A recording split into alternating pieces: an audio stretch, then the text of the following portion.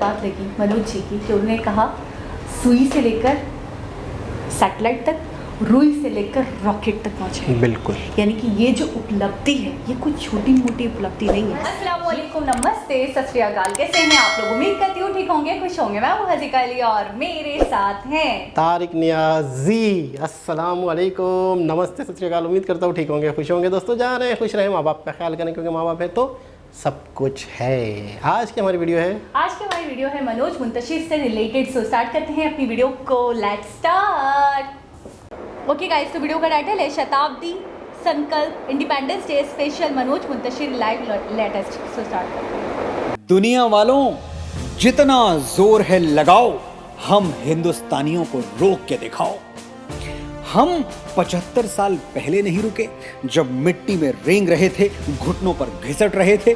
अब क्या रुकेंगे? अब तो हमने पंख उगा लिए हैं और सैकड़ों आसमान कंधों पे उठा लिए हैं। फिर भी मुकाबला करना चाहते हो तो मैदान में आओ, हमें रोक के दिखाओ। तुम्हें लगता था हम गए गुजरे हैं, बेचारे हैं। आज दुनिया के सबसे कामयाब लोगों की लिस्ट बनाओ, 10 में से 7 हमारे हैं। हमारी रफ्तार देखो, जब हमारे पड़ोसी चौक से स्पेस का डायग्राम बनाना सीख रहे थे, हम चांद की मिट्टी चूम के लौट आए। जब दुनिया मिशन मार्स पर करोड़ों डॉलर फूंक रही थी, हम मुट्ठी भर पैसों में मंगल घूम के लौट आए। भट्टियां कितनी भी बड़ी बना लो, हम अग्निपुत्रों के बिना आग कहां से लाओगे? जो कृष्ण की तरह तुम्हारी तरक्की का रथ हांके, वो प्रतिभा, वो दिमाग कहां से लाओगे? बैठे रहो गूगल और ट्विटर खोल के, पिचाई और पराग कहां से लाओगे? हम झोपड़ों के चिराग, किसानों की संतान, मेहनत कशों की औलाद। देख लेना, हौसलों का हस्तिनापुर हम ही बसाएंगे। हमारा एक कोहिनूर अंग्रेज लूट ले गए तो क्या हुआ? अभी यहाँ 135 करोड़ कोहिनूर बाकी हैं। धरती तोड़ के निकलेंगे और आसमान तक चमचमाएंगे। 270 करोड़ बाजू हैं हमारे। आओ हमारी ताकत आजमाओ, हमें रोक के दिखाओ।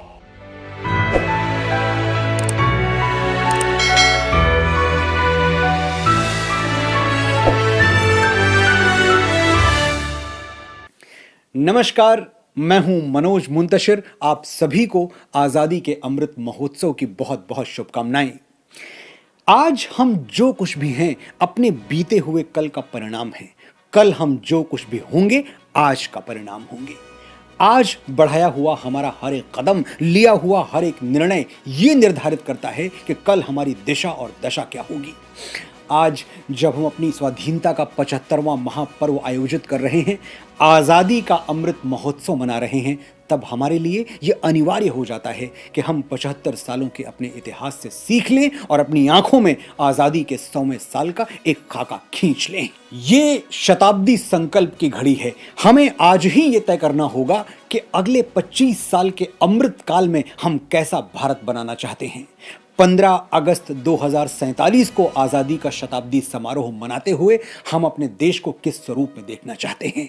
इतिहास गवाह है, अतिथि देवो भव और सर्वे भवन्तु सुखिनः के सिद्धांत पर चलने वाले हम भारतीयों ने कभी किसी के साथ अनावश्यक रार नहीं ठानी। लेकिन बात अगर राष्ट्रीय स्वाभिमान की हुई तो हमने कभी हार नहीं मानी। पराधीन सपने हूं सुख नहीं, इस अटल सत्य को जीने के लिए हमने अपनी स्वाधीन चेतना को मेवाड़ के जंगलों में घास की रोटियां खिला के पाला है। अंडमान की सेलुलर जेल में 2 कटोरी पानी पिला के जीवित रखा है। हमारे इस तप और त्याग का परिणाम यह हुआ कि हमने मात्र 75 वर्षों में सुई से सैटेलाइट और रुई से रॉकेट तक की यात्रा कर ली। विश्व के मानचित्र पर एक नजर डाल लीजिए। इतने कम समय में ऐसी उपलब्धियां दुनिया के किसी भी देश को नसीब नहीं हुई हैं। हम समय को शस्त्र बना के लड़े हैं। गुलामी ने जब हमारे पंख बांध दिए, हम अपनी मिट्टी से ऐसे लिपटे कि अंग्रेजों के पैरों तले से भारतवर्ष की जमीन खींच ली। और जब आजादी ने हमें आकाश दिया तो हमने पहली ही उड़ान में मंगल चूम लिया। ये है हमारे संकल्पों की शक्ति और आत्मविश्वास का परिणाम।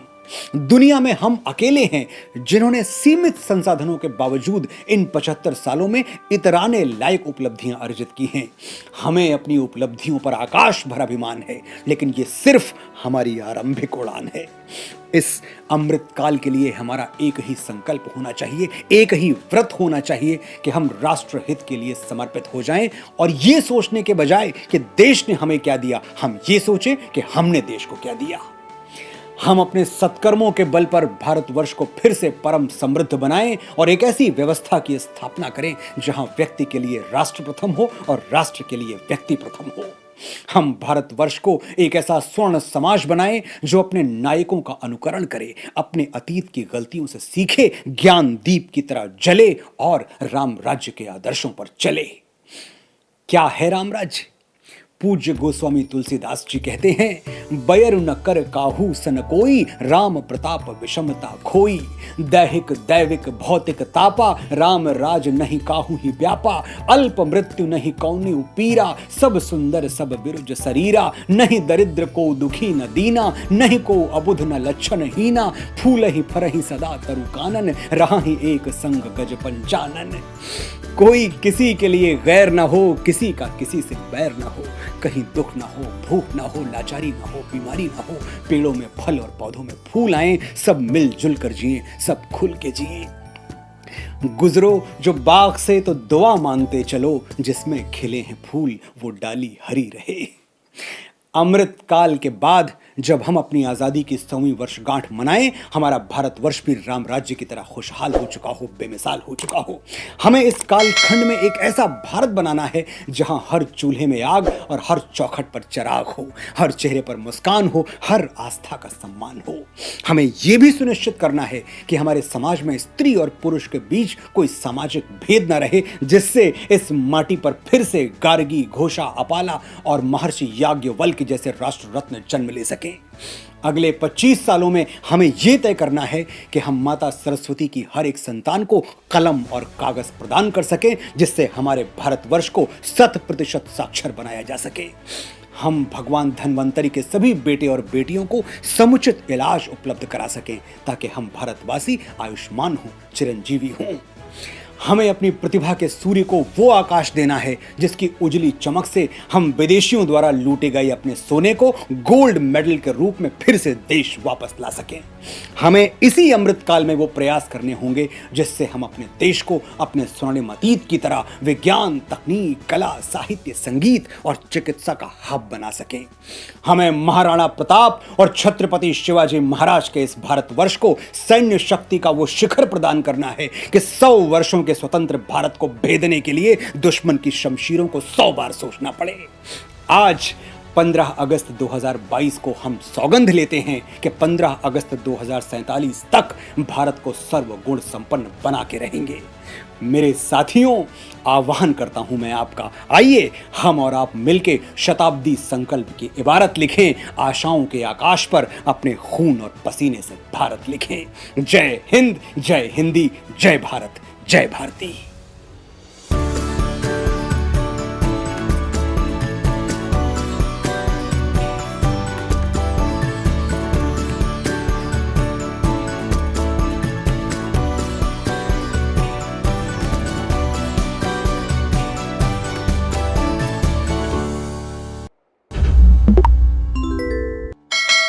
जी जनाब, हम वैसे इंतज़ार में थे कि इन्होंने इंडिपेंडेंस डे पर क्या पेश किया। जाहिर सी बात है, इनकी एक ऐसी ये तो पेशकश है, बिल्कुल बहुत फोकस टोटल था, जो है सो है। अब आगे क्या है? अब आगे जो है वो बहुत कुछ करना है। आपने अक्सर इन वीडियोस में रिएक्शन में आप अक्सर बोलती हैं कि इंडिया की डेवलपमेंट, इंडिया का जोश, इंडिया की तरक्की में कहीं पर मुझे फुल स्टॉप नहीं दिखता, फुल स्टॉप नहीं दिखता। ठीक है ना? आप क्या समझी थी? अच्छा, जो समझा रहे थे, ठीक है ना? फुल स्टॉप नहीं दिखता, क्योंकि अक्सर देखा है कि जब ये एक चीज़ कर लेते हैं तो वहाँ पर इनके पास ठहराव नहीं है कि हाँ यार ठीक है। इस वक्त अगर देखा जाए, सोचा जाए, समझा जाए कि यार हमने तो इतनी तरक्की कर ली, हमने तो गूगल में चले गए, हम तो ट्विटर के CEO बन गए, हम तो ये चीज़ हैं, हमने तो फलाना मिसाइल बना लिया, हमने तो ये चांद पे पहुंच गए, हमने तो ये भी कर लिया, हमने सब कुछ ही कर लिया।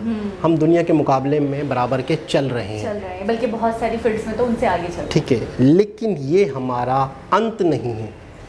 इनकी कामयाबी की सबसे बड़ी वजह ये हमारा शुरुआत है। कितनी बड़ी बात कि ये तो हमारा शुरुआत है।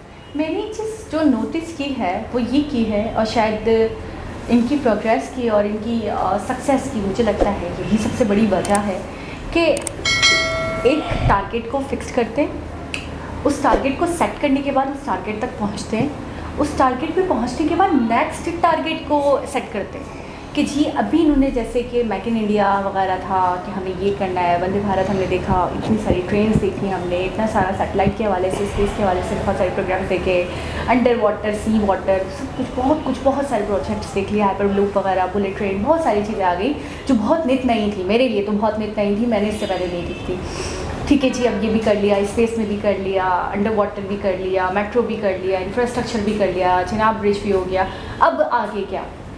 तो अब 2047 तक का उन्होंने टारगेट सेट किया है कि मज़ीद आगे जाना है, मज़ीद डेवलप्ड कंट्री की लिस्ट में हमें आ जाना है, कंट्रीज़ की लिस्ट में आ जाना है। अभी मुझे बहुत खूबसूरत बात लगी मनोज जी की कि उन्होंने कहा सुई से लेकर सैटेलाइट तक, रुई से लेकर रॉकेट तक पहुँचे। बिल्कुल, यानी कि ये जो उपलब्धि है ये कोई छोटी मोटी उपलब्धि नहीं है, ये ऐसी उपलब्धियों तक हम पहुँचे हैं और हमने ऐसी कामयाबी हासिल की हैं, ऐसी अचीवमेंट हासिल की हैं जिनको हासिल करना आसान बात नहीं थी, नामुमकिन थी ये, लेकिन हमने करके दिखाया। जो लोग हमें लाचार और बेचारा समझते थे उनको हमने जवाब दिया। बिल्कुल। अच्छा, वो वाली बात कि जो हमारा गोल्ड चुरा के गए, हमें गोल्ड मेडल की शक्ल में वापस लाना है।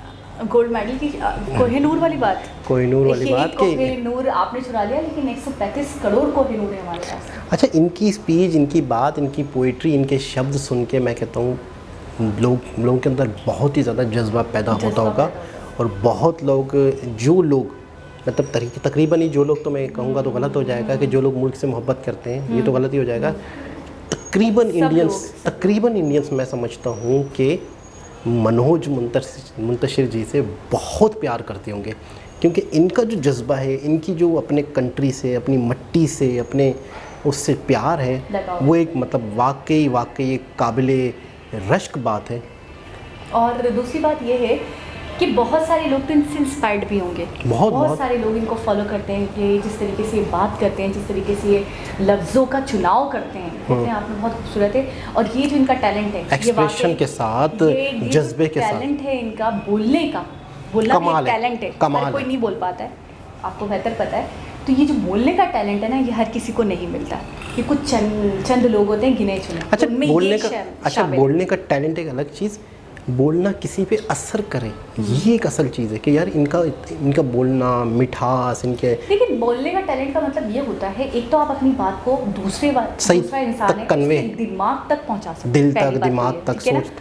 दूसरी बात ये, आपके लफ्ज़ों का चुनाव ऐसे वो ईजिली, देखिए आपने देखा बहुत ज़्यादा प्योर हिंदी थी इसमें, हाँ। लेकिन वो बोलते इस स्टाइल में है, वही आपकी वाली बात है कि स्टाइल ऐसा है, उनका समझाने का तरीका ऐसा है, एक्सप्रेशंस के साथ, कि वो आपके दिमाग में लगती है उनकी बात, बिल्कुल ऐसे असर करती है आपकी उनकी बात। शायद वो बहुत जज्बातों के साथ, एहसास के साथ बोलते हैं, और मुझे ये पता नहीं क्यों अपने आप में बहुत हसास भी लगते हैं, बहुत सेंसिटिव इंसान लगते हैं। अच्छा, शायर होते ही हैं, है ना, शायर हमेशा सेंसिटिव होते हैं, क्योंकि अक्सर मैंने देखा है कि जब ये बहुत ज़्यादा जज्बाती होते हैं, आप देखा करें इनकी आइज़ जो है ना हल्की सी वाटरी हो जाती है, और जो इंसान बहुत हसास होता है, जज्बात होता है, या जज्बाती होकर बात करता है, आप देखिएगा आंखों में उसके थोड़े से हल्के से आंसू दिखेंगे आपको, झलक जाती हैं आंखें, और मैंने अक्सर इनके अंदर नोटिस की है। बाकी इनकी एक वीडियो हमने देखी, इनका इंटरव्यू, इनकी इतनी रिस्पेक्ट हमारे दिल में है, इतनी रिस्पेक्ट है कि मैं अल्फाजों के ज़रिए से बता नहीं सकता।